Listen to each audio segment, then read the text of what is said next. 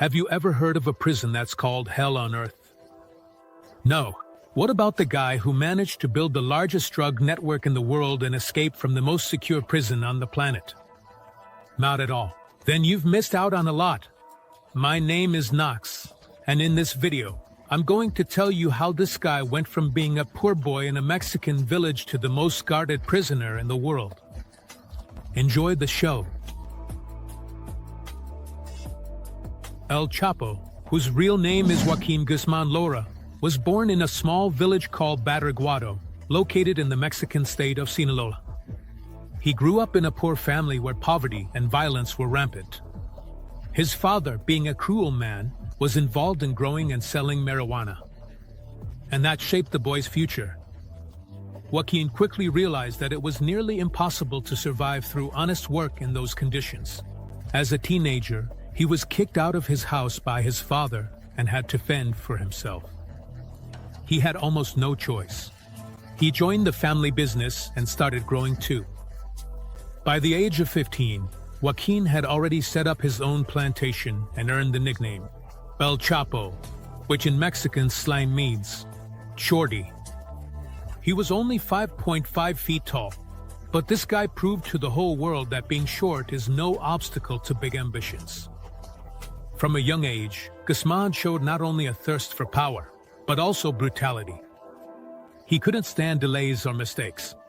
They say that anyone who didn't follow his orders or delayed shipments, he would kill on the spot. By the end of the 1970s, El Chapo was already working for the famous drug lord Hector Palma, nicknamed the Blonde. That's when he started coordinating drug shipments through the state of Sinaloa toward the U.S. border. Nicknamed the Blonde One. That's when he started coordinating drug shipments through the state of Sinaloa toward the U.S. border. Because of his organizational skills and brutality, he quickly earned respect and fear in criminal circles. In the early 80s, El Chapo was noticed by Felix Gallardo, better known as the godfather of the Mexican drug trade. This guy was in charge of the Guadalajara cartel and was looking for a tough, driven person to handle logistics. El Chapo turned out to be just that. His main job was to coordinate huge shipments of drugs that were brought in from Colombia to Mexico and then smuggled into the United States. His ingenuity in finding new ways to transport drugs was astonishing. For example, he hid cocaine in fire extinguishers or cans labeled canned chili peppers. However, in 1989, Felix Gallardo was arrested on charges of murdering a U.S. Drug Enforcement Administration agent. This marked the end of his reign and the beginning of a new era for El Chapo. Along with a few other leaders, he founded his own cartel, Sinaloa, which later became the largest drug network in the world. The Sinaloa cartel quickly expanded its operations, reaching 5 continents and nearly 50 countries. They supplied cocaine, methamphetamine, heroin, ecstasy, and marijuana, using incredibly complex logistics. El Chapo used the most sophisticated delivery methods, which allowed him to build an empire that seemed invincible. But as his power grew, so did his enemies. Competitors appeared on the horizon, and the fight for territory was getting more and more intense.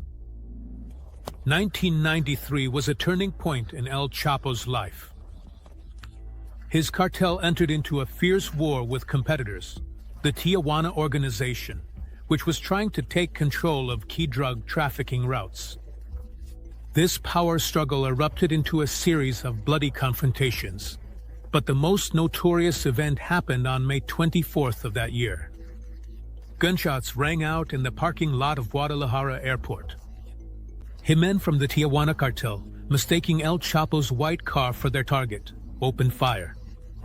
But inside the car was not him, but Cardinal Juan Jesus Posadas Ocampo.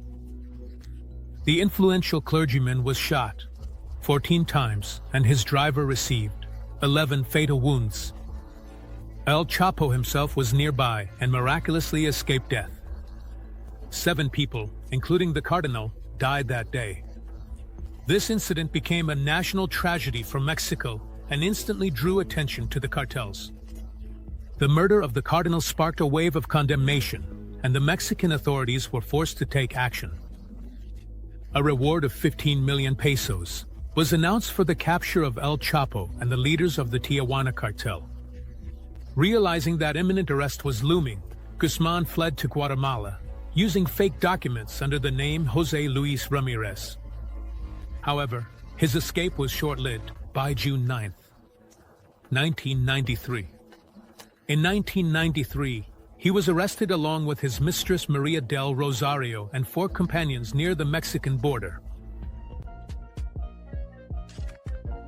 After his arrest, El Chapo was extradited. It was more a continuation of his lifestyle. Guzman used wealth to corrupt staff, but as it turned out, this place became less of a punishment for him and more of a continuation of his lavish lifestyle. With his huge financial resources, Guzman was able to corrupt the prison staff. His cell was better furnished than many apartments. With his enormous financial resources, Guzman was able to corrupt the prison staff. His cell was better furnished than many apartments. Prostitutes, expensive meals from the best restaurants, and even medications, including Viagra, were all delivered straight to him in prison. According to eyewitnesses, his prison life was practically no different from what he led outside. However, in 2001, El Chapo learned about an impending extradition agreement to the U.S. Realizing that he was facing much harsher conditions, he started planning his escape. And this escape became one of the boldest in history. Realizing that much harsher conditions awaited him, he started planning his escape. And this escape became one of the boldest in history. 19. In January 2001, El Chapo escaped from Puente Grande prison.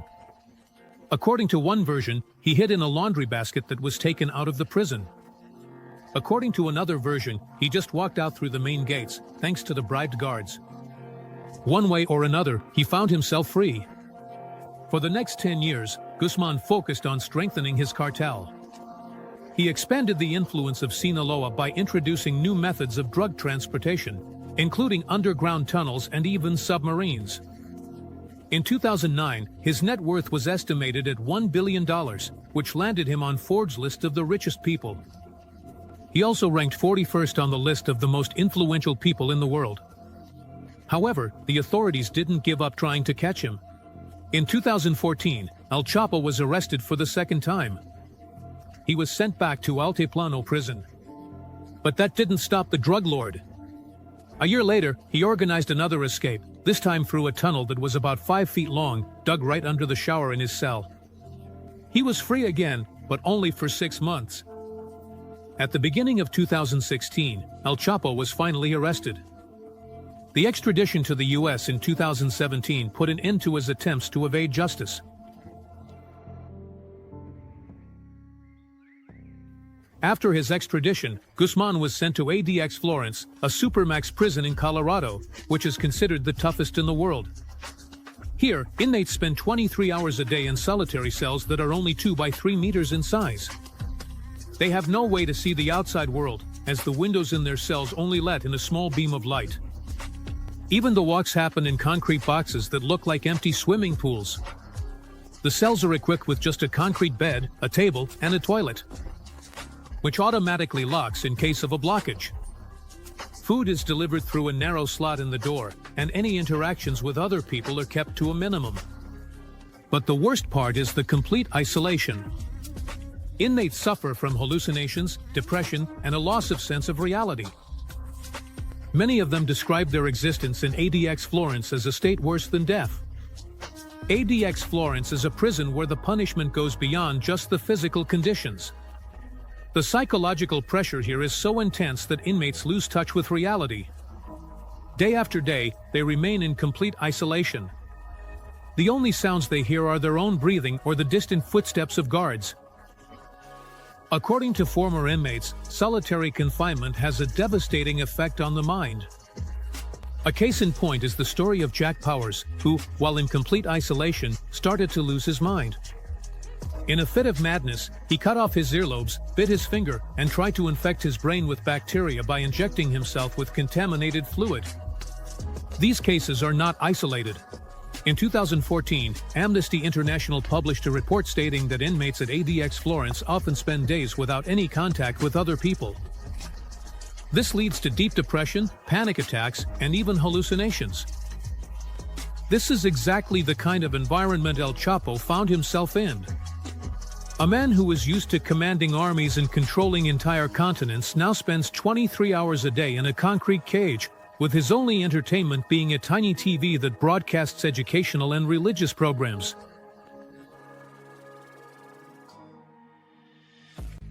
In complete isolation, El Chapo found the only way to connect with the outside world, through letters. One of those messages was sent to Judge Brian Cogan, who was handling his case. In his letter, Guzman, apologizing for the trouble, pleaded to be allowed to see his wife, Emma Corano, and their kids. He wrote that it was unbearable for him to realize how far he was drifting away from his family and asked for permission for 2 15-minute phone calls a month. However, his requests went unanswered. El Chapo wrote that he was unbearably aware of how he was drifting away from his family and asked for permission to make 2 15-minute phone calls a month. However, his requests went unanswered. Authorities feared that any contact with the outside world could be used by Guzman to plan his escape. These concerns aren't unfounded. Despite unprecedented security measures, El Chapo has already proven twice that he can break out of the most secure prisons. His ability to leverage connections, resources, and influence makes him a threat even in the confines of ADX Florence. ADX Florence is home to the most brutal and ruthless criminals. Among the inmates in the prison are terrorists, serial killers, and leaders of criminal organizations whose crimes have shocked the world. Among them is Ted Kaczynski, known as the Unabomber. He sent explosive devices all over America, killing 3 people and injuring 23 over 17 years. His brilliant mind, which got him into Harvard at 16, was used to create deadly bombs. Omar Farouk Abdelmutalab, known as the Underwear Bomber. In 2009, he tried to blow up a plane flying to Detroit. The bomb malfunctioned, and he was arrested. Terry Nichols is the mastermind behind the Oklahoma City bombing in 1995, which claimed 168 lives. Each of these individuals, like El Chapo, is serving a life sentence without the possibility of parole. They are locked away forever in a prison designed not just for isolation, but for the complete suppression of the human spirit.